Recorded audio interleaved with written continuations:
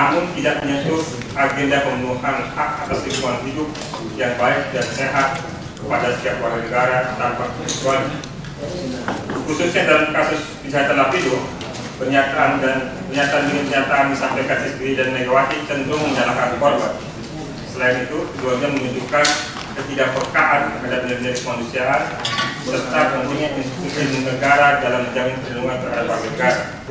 Terlihat inkonsisten dalam pernyataan ini karena masih memasukkan unsur pemerintah untuk menanggung tanggung jawab Lapindo sebagai penyebab masalah. Hal ini sekaligus menegaskan pada publik bahwa ada upaya melindungi korporasi lepas dari tanggung jawabnya.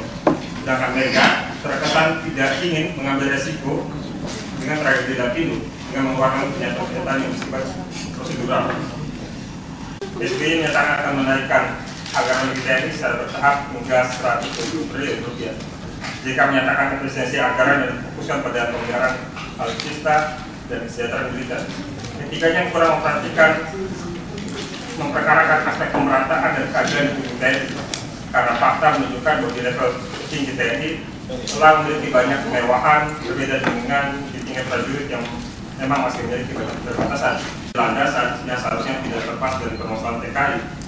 Misalnya ketersediaan lapangan kerja di dalam negeri dan semakin hilangnya secara umum kami menyatakan bahwa kami sebenarnya agak kecewa dengan debat yang dilakukan tadi malam karena sangat tidak menyentuh pada hal-hal yang substansial dan lebih seperti kalau saya sendiri melihat seperti jualan yang selama ini sudah dilakukan oleh calon-calon presiden yang ada. Nah, salah satu topik utama tadi malam adalah persoalan good governance atau pemerintahan yang bersih, dan ini merupakan salah satu persoalan utama dalam pengelolaan sumber daya alam di Indonesia.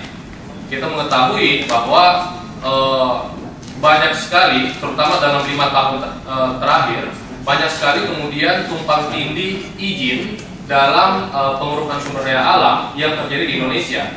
Misalnya satu hal, misalnya bupati memberikan izin, kemudian izin dikeluarkan oleh gubernur lagi, kemudian izin yang lain dikeluarkan oleh pemerintah pusat, dan ini sama sekali tidak mencerminkan sebuah tata pemerintahan yang baik, yang berwibawa, dan itu tentu sangat berkontribusi besar dalam pengerusakan lingkungan yang terjadi di Indonesia.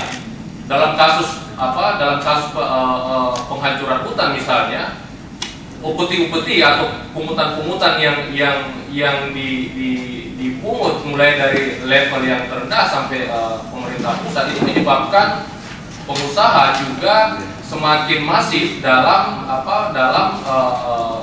menghancurkan sumber daya alam yang ada, karena ini tidak untuk kepentingan mengembalikan modal yang mereka sudah berikan. Nah, secara spesifik tadi malam, misalnya para calon presiden mengemukakan pendapat mereka terhadap sebuah kejahatan korporasi yang terjadi di Lapindo di Jawa Timur, dan ini menunjukkan bahwa ada ketidakkonsistenan dari pemerintah pusat seolah-olah menyalahkan masyarakat ketika itu sudah terjadi. Dan ini contoh kasus, satu contoh kasus yang sebenarnya terjadi di banyak tempat di Indonesia. Misalnya saat ini ketika masa musim kampanye pemilihan presiden di beberapa tempat, misalnya di Kalimantan dan di Sumatera, misalnya di Riau, ini sedang terjadi kebakaran hutan. Dan asapnya sudah sampai kemana-mana, sudah sampai ke Malaysia, sudah sampai ke Sumatera, tapi tidak satupun capres yang mengemukakan pendapat mereka tentang kejadian ini. Padahal kejadian ini dilakukan oleh perusahaan-perusahaan untuk memperluas konsesi mereka, baik itu kelapa sawit maupun hutan tanaman industri. Dan ini merupakan salah satu contoh kejahatan korporasi juga. Jadi Lapindo ini pertarungan ideologi yang dikesankan muncul di dalam proses kampanye, seolah-olah ada pertarungan ideologi yang besar antara pasangan-pasangan capres dalam memperjuangkan keadilan untuk rakyat. Prabowo, Megawati mengklaim dirinya yang paling anti terhadap globalisasi ekonomi pasar atau neoliberalisme, yang menuding SBY dan Kala atau SBY dan Budiono sebagai pasangan yang pro terhadap neoliberalisme, atau Megawati atau Yusuf Kala dan Wiranto yang sekarang punya pasangan berbeda, itu juga mengklaim dirinya lebih cepat lebih baik. Saya kira publik Indonesia itu dihadapkan pada satu kekecewaan yang bukan sekedar tidak ada debat secara teknis, tapi secara substansial, isinya sama sekali jauh dari kesan adanya pertarungan ideologi yang dimunculkan selama masa kampanye. Jadi wacana anti neoliberalisme itu wacana kosong, gak ada. Yang satu dengan yang lain hanya sekedar saling setuju, saling dan menambahkan seolah dirinya menjadi lebih baik.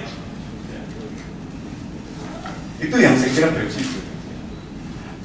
Tapi saya mengapresiasi KPU yang pada akhirnya mengadopsi atau mengakomodasi usulan dari masyarakat sipil, para organisasi non pemerintah yang meminta agar debat capres itu memasukkan wacana tentang hak asasi manusia dan lingkungan hidup.